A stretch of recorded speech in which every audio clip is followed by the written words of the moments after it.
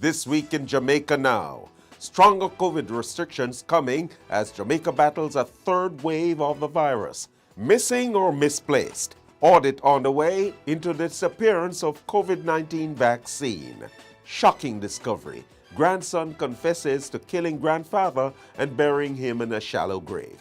And former Petrojam bigwigs on fraud charges get $5 million bail.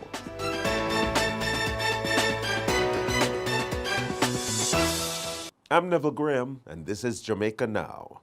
Jamaicans are in for stronger COVID-19 restriction measures as the government steps up the effort to authorize rising cases and hospitalizations. The warning came from Prime Minister Andrew Holness during his contribution to the 2021 budget debate. He noted that Jamaica was now seeing a third wave of infection spread. Up to Thursday, Jamaica recorded 519 deaths and 33,970 cases, with more than 17,000 being active and more than 370 persons in hospital. Holness says the new measures will take effect when the current ones end on March 22. At the same time, the government is pressing ahead with the introduction of a ticketing system for COVID-19 restriction breaches. It is pursuing an amendment to the Disaster Risk Management Act to give effect to the measure. Meanwhile, the Prime Minister announced that a reprieve is coming for National Housing Trust NHT contributors who are being impacted by the fallout brought about by the COVID-19 pandemic. Contributors or mortgagors who have lost their jobs for 12 months or more will be able to access their contribution refunds 1 year in advance, effective this July. The initiative will expire in July 2022. The NHT contribution refund for the more than 26,000 public sector workers will be extended to April 2022.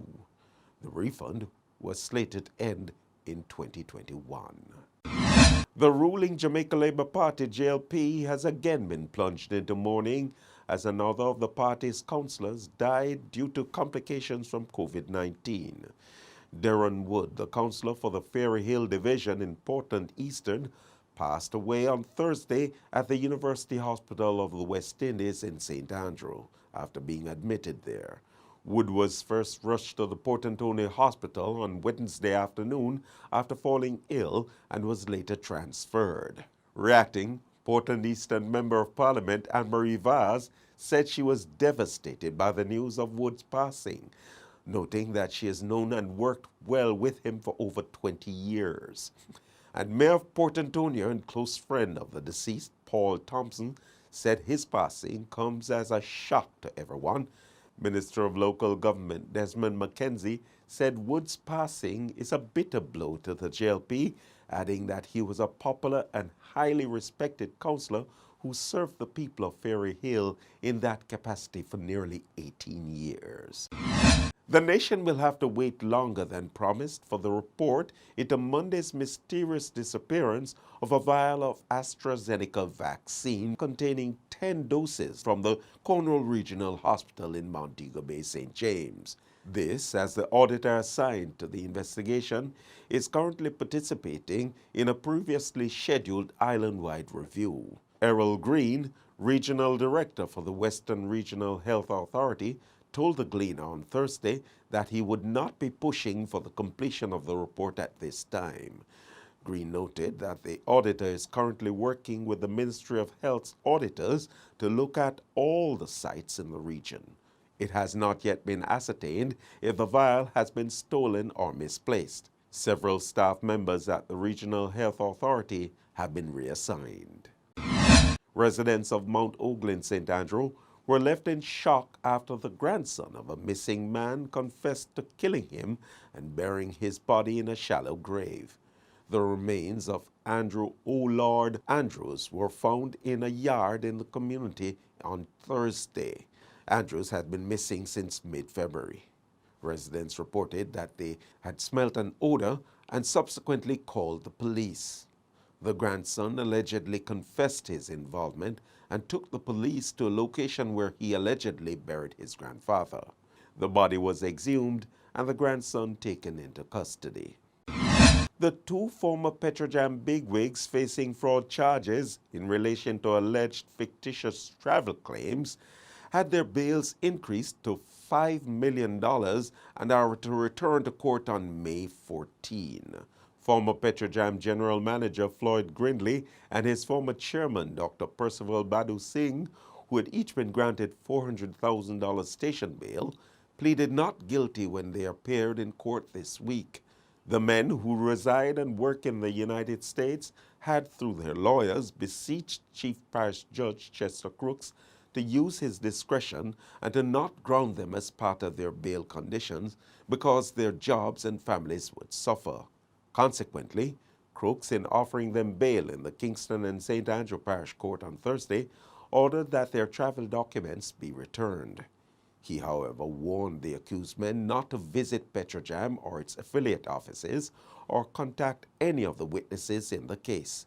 Both men were arrested and charged in relation to fraudulent claims made at the state-owned oil refinery amounting to US $73,620 between December 2016 and May 2018. Badu Singh allegedly submitted the claims for overseas travel which he did not attend, while Grindley is alleged to have aided and abetted the ex-chairman in the process used to make the fraudulent claims. Badu Singh is charged with 12 counts of obtaining money by means of false pretense, while Grindley is charged with 8 counts of aiding and abetting obtaining money by means of false pretense. Both Grindley and Badu Singh were axed in 2018 as a multi-million-dollar corruption scandal alleging irregularities, nepotism, and cronyism engulfed Petrojam. Jamaica Labour Party councillor for the Trafalgar Division in St. Andrew, Carrie Douglas, is to return to court on May 20 on charges of assaulting a police officer and obstructing the police. She entered a not guilty plea when she appeared in the Kingston and St. Andrew Parish Court before Chief Parish Judge Chester Crooks. Douglas is accused of hitting a policeman at the back of the neck and blocking the arrest of an individual who was allegedly breaching COVID curfew orders. She has denied the allegations. And that's it for this edition of Jamaica Now, your weekly review of the big news stories. Send us your comments at onlinefeedback@gleanerjm.com. Follow us on Twitter and on Instagram at Jamaica Gleaner and on Facebook at Gleaner Jamaica. Like this video on our YouTube page, turn on your notification, and subscribe today. I'm Neville Graham, and before we go, we bring you highlights from Prime Minister Andrew Holness's contribution to the budget debate in Parliament.